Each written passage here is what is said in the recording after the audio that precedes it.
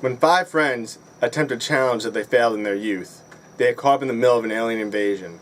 This is the world's end. Hi, welcome to the Body Review. As always, I'm your host Kenny, and today I'm joined by Nick and Steve. And we just got back from watching The World's End. And as you can see, we're back in our nighttime facility. We can't do anything at normal times. Back where we belong. We're also joined by Tim, who's sitting in the corner, crying so Say hi, Tim. silently. Hello. He has no opinion. No, he doesn't. It's adorable. He thinks he's people.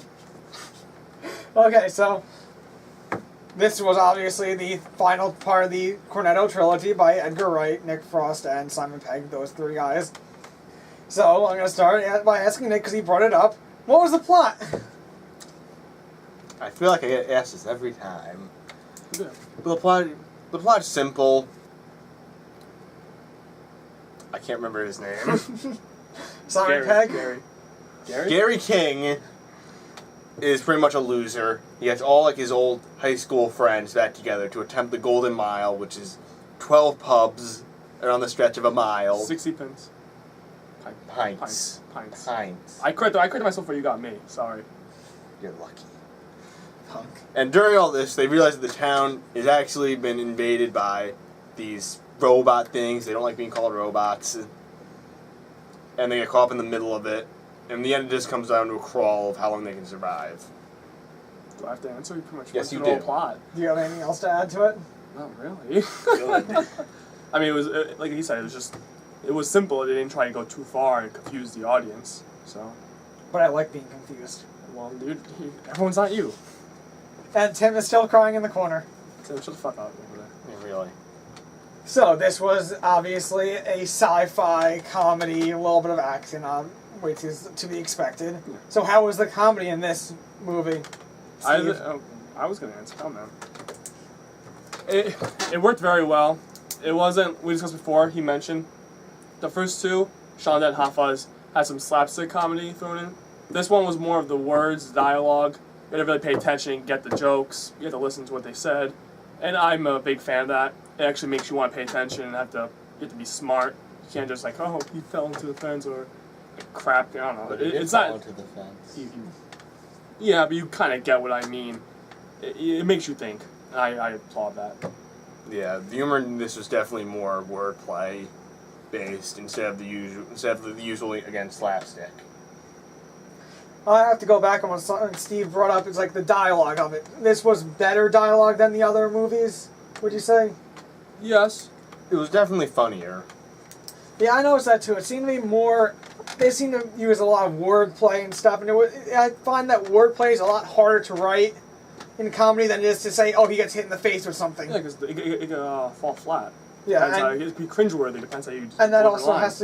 that also says something about the chemistry of the different actors in it. They have to have good chemistry, and they have to work well together for that dialogue to really work and show the comedy. And this, obviously, as always, this is Nick Frost and Simon Pegg going back and forth. And so, do you think that the chemistry still continued in this one with the dialogue? Oh yeah, it worked perfectly fine. I think this one did a lot better for me. You guys had the other 3 in it. What are you laughing at? Anyway, because it had the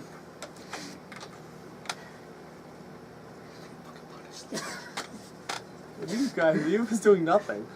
He just looked like an idiot. Because they're able to play off. I'm pretty sure that was Martin Freeman. It was. Yes. Yeah. I don't know why I didn't guess that. And then I don't know. I didn't know the other 2. The other 2 I never heard of. But I think they did better because they were able to play off them also, instead of just all Simon Pegg and Nick Frost. Yes. Yeah. And right now, Tim is just sitting at the other end of the table, quietly sobbing onto his phone and looking like an idiot at me. So, you know what? I think it's about time we fire Tim. Here you go. Pass this down. This is his notice. Did he get hired? I'm not even I don't hired. think he was hired. I mean, he was in a couple of videos, but I guess we're gonna take those down. That's his notice. That's his notice. How did you really last longer? And Julie, if you're watching this, How did you consider yourself lucky. You're next. I'm your replacement. Not anymore. Not anymore. You obviously didn't read that note correctly. You didn't need direction.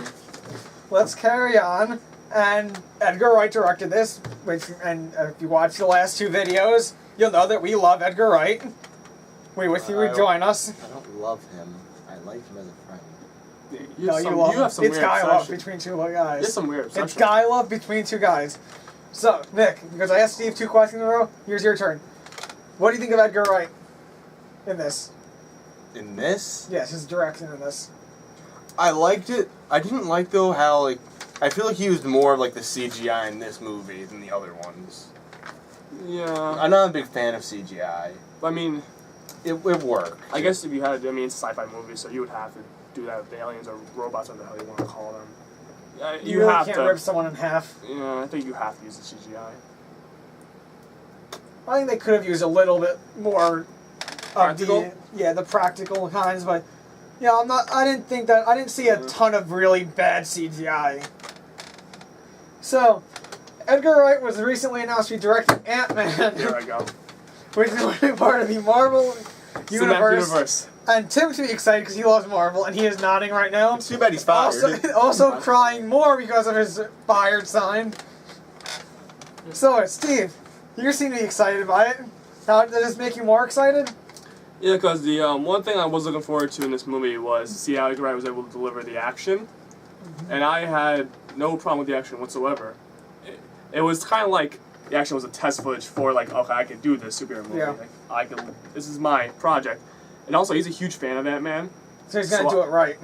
Yeah, I can't see him going wrong. Plus, he's never made a movie that I've seen that I hated.